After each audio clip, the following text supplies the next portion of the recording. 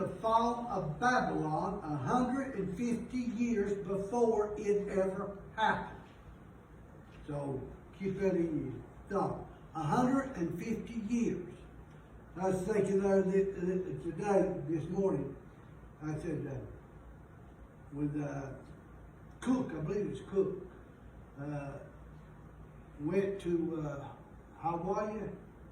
First white people sailed away. There was no children that was crippled or nothing. Well, they found out why. They put them in a boat and sent them out to the ocean, let the sharks eat them. That's the reason there wasn't nobody handicapped. But in Isaiah 47, verse 7, it says, "And thou saidst, I shall be a lady forever, so that thou didst not lay these things to thy heart, neither didst remember the latter end of it." Verse 8 said, "Therefore hear now this, thou that art given to pleasure, that dwelleth carelessly, that saith in thy heart, I am, and none else besides me, I shall not sit as a widow, neither shall I know the loss of a child." Verse 9, "But these two things shall come to thee in a moment, in one day, the loss of children and widowhood." Now, down in verse 11, it says, "Therefore shall evil come upon thee, thou shalt not know from whence it's risen, and mischief shall fall upon thee. Thou shalt not be able to pull it off, and desolate shall come upon thee suddenly, and thou shalt not know. Stand now," verse 12 said, "stand now with thy enchantment, and with the multitude of thy sorcerers. Thou hast labored from thy youth. Thou art weird in multitudes of thy counsel. Let now the astrologers, the stargazer, the monthly prognosticators stand up and say thee from the things that shall come. Behold, they shall be as stubble. The fire shall burn them. They shall not deliver themselves from the power of the flame." Verse 15 said, "Thus shall they be unto thee with whom thou hast labored, even the merchants from thy youth. They shall wander every one to his quarters, and none shall save thee." That is the judgment that God gave to Babylon. Babylon. Now, that is an awesome judgment. And I guess a lot of times we would read that, we'd look at it, and we'd say, well, God is addressing modern America. If you look at American history,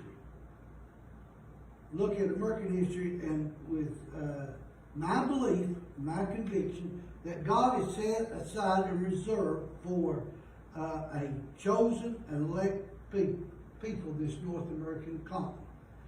Because I can go back, when Columbus was sailing across the Atlantic, his sails were set to land in Delaware. But as he approached the New World, a flock of birds passed by, and his navigator persuaded Columbus to alter his course and turn south. He never touched the New World in North America. And those who followed him all after that, all turned south, seeking gold and other wealth. When the Pilgrims left England to come to the New World, it was the thought to turn south.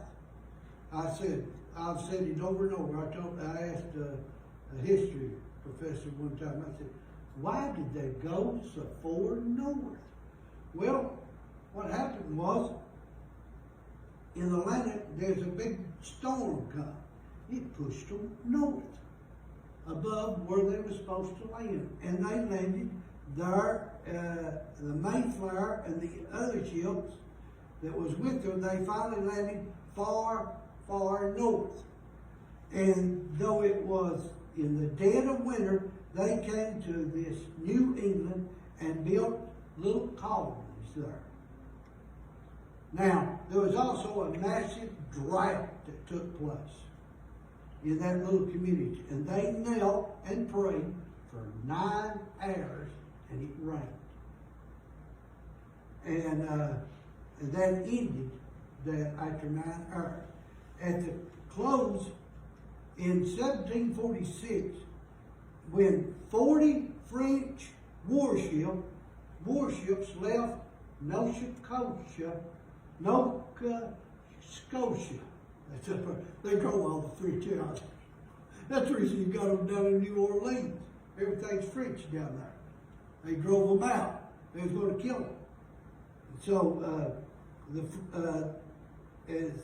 they sailed and hit a big hurricane out there, and it destroyed all their ships on the rocks up north. Somehow, as you read the American history, you cannot but be persuaded that God somehow reserved North America for an elect and a chosen people. I never forget one time my sister-in-law was married to a Russian. His name was Erie. I can't even pronounce his last name. Never could. But his family, his mother and dad was in a car wreck. My mother-in-law said, well, they can go down to the insurance company. I said, people don't realize over there in these other countries, they don't have such things as this, what we have. They have, people don't have any idea that in these other countries, they don't have nothing.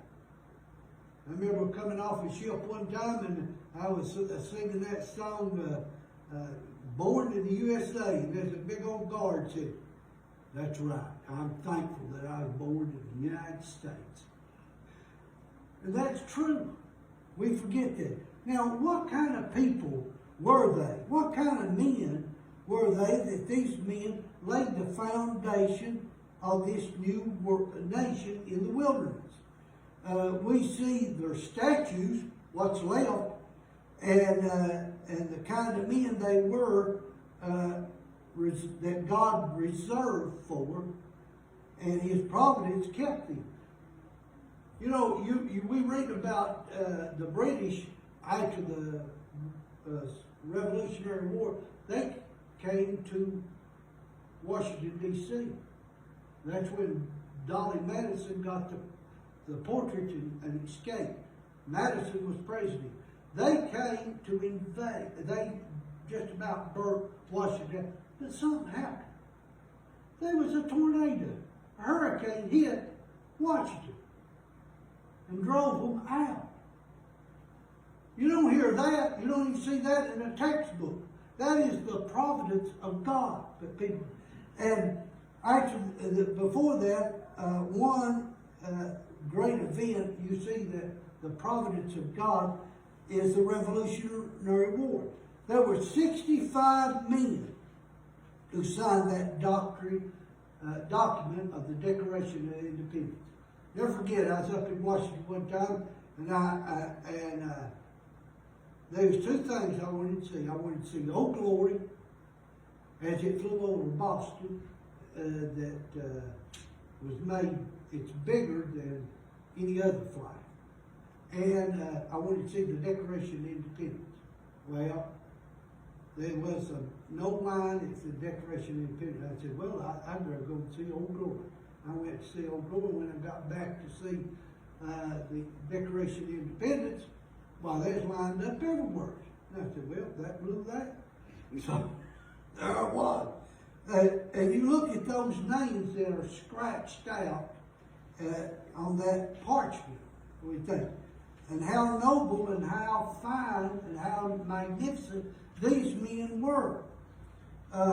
We do not realize that these men paid what they paid for the declaration that they signed, their lives and their fortune. On 1776, they signed that document. And these men, these 65 men that signed it, they were of well means. They were well educated for that time. 24 of them were lawyers or jurists. 11 of them were merchants. 9 of them had big, large plantations. They were all men of means when they signed that. They knew when they signed that paper. That's the reason John Hancock wrote the bill. He said, I didn't want King George to have to strain his eyes when he seen my name. He wrote it that big. But they knew that death meant, when they signed those papers, they meant death was coming to them. Now what happened to them? 65 of these men, 9 of them fought and died in the Revolutionary War. 9 of them died in the Revolutionary War fighting. 5 of them were captured by the British and were tortured and died. Two of the 66 lost their sons in the war. Another son was captured. 20 of the 56 had their homes ransacked and burnt. People don't remember Thomas Nelson. Cornwallis had captured his home, his big mansion that was sitting up. He went to George Washington and said, blow it up. They did. He died years later, broke. Never had a penny. Nothing. These men of great value and freedom and was their greatest thing was God's will more than they valued their property or their lives. They was looking for that. And standing tall and straight, they pledged for support of this declaration with their allegiance. On the they wrote this, said, on Almighty God we mutually pledge to each other our lives, our fortunes, and our sacred honor. These are the men who foundation was our nation. You see what kind of people they were. I think the greatest painting that was ever painted was that of George Washington in 1776 at Valley Forge, when he was out in the snow with his horse praying. That is the great painting that was painted. I've seen that painting. It's magnificent. And so, in that snow, he knelt down and prayed to God in the struggle, because he knew his men was about to be destroyed if something didn't happen. They was going to starve to death, freeze to death.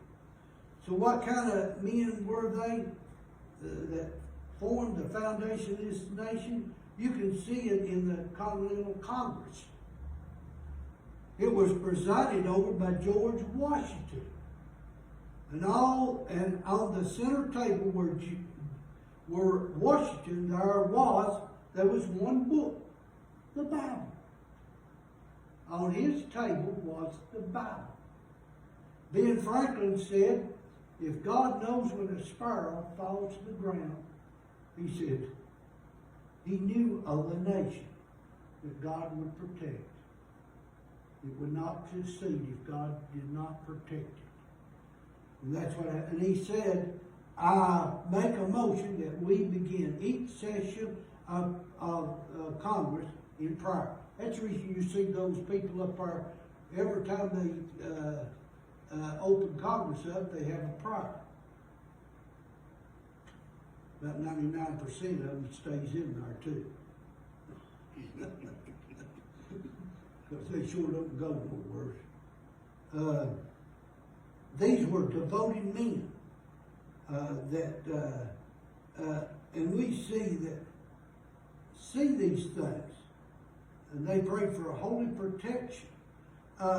George Washington, at the close of his inaugural address, had a prayer.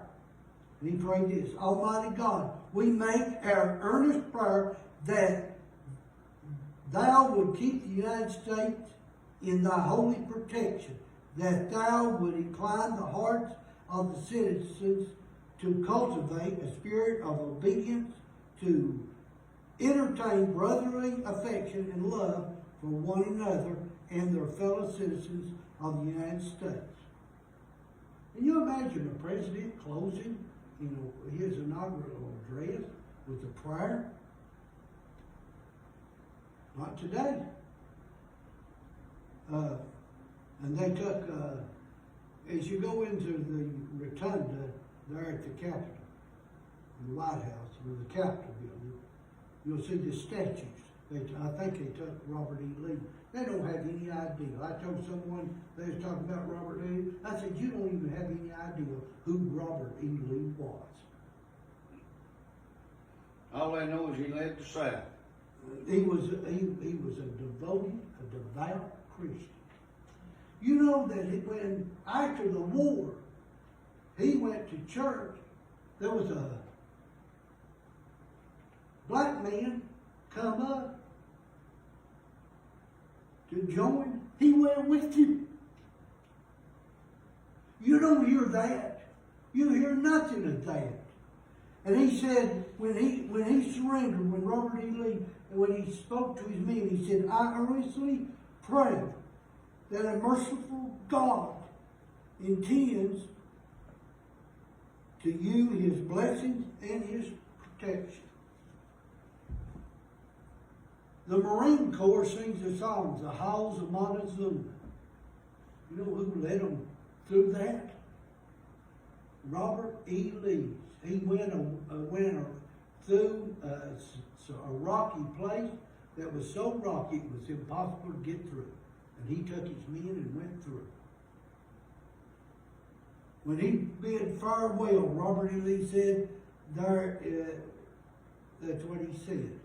And Abraham Lincoln in 1865, the same year, spoke these words: with malice towards none, charity for all, with firmness in the right. As God gives us to see the right, let us strive to bind up the nation's wound, to care for them who have borne battle, for his widow and his orphan, to do all that may achieve and cherish a just and lasting peace. These are the kind of men that founded this nation. These are the kind of men who built and sustained our nation. As you read there, you see two awesome conflicts in American history. You see World War II or World War I. The sacrifices of these men that offered unto us and laid before us what God had protected them and guided them. They handed it to us. Thousands and thousands actually did that. This is the America that they built, they founded, and that they have preserved for us. What kind of people were they? Devout people, devoted people to a nation and to God. I do not believe the greatest threat in our future is from bombs or guided missiles. I think civilization will die another way. I think it will die because we no longer care. We no longer care. You can see the playing of bands, no flags waving, when the civilizations indicate. You take evil. Just, we're afraid when it gets dark. We don't want any part of the dark. Afraid that we buy all the latest things to protect our homes. I said, I remember when Barbara and I first got married, when we lived, I didn't even have a key to the front door. Because we didn't lock our doors. We just walked off and left them. We never thought nothing about locking the door. But yet, today, you're afraid to walk down the streets at night. In any town or any city. We're afraid that. And then you go to an airport these days, because of the active terrorists in America, you can't even get on a plane without they searching you. I told when I got my second virus shot, that girl asked for my driver's license, my insurance card, and everything. I said, they don't even ask this for when you vote. And you're asking for all this? Yeah. Now you go to the airport and they take pictures and see things that you cannot see. We try to build houses. You can't build a house where it is protected. There's always somebody out there that's trying to figure out how to break in and get in. No matter what you do, they still come. Can you walk your dogs out? Somebody stealing your dogs or shooting at the walk. So see, that's the way these things are. Now, we have become so increasingly, I guess, ill-religious. Not only, there's only about 2% of the people in Europe that go to church. They talk about church in Europe. They talk about the big cathedral that burned down in France, Notre Dame. They don't tell you that they took a prostitute and took her and made her queen right in the church or in the cathedral. I often tell people about the cathedral up there in Washington, D.C. I went in it, Barbara and I did, and we walked around a little bit and we looked for another door to get out of there. To me, it was an abomination. I couldn't stay in there. And so we found a door. Barbara did. She said, right there's the door. And we took out, I said, go to it. Now that's what I think of them. I said, we started seeing, they had shrines, and they had tombs and caskets and everything else. I said, I don't want no part of this. And then we were seeing where all the hierarchy of the church, where they got to be. We're all equal in God's sight, every one of us.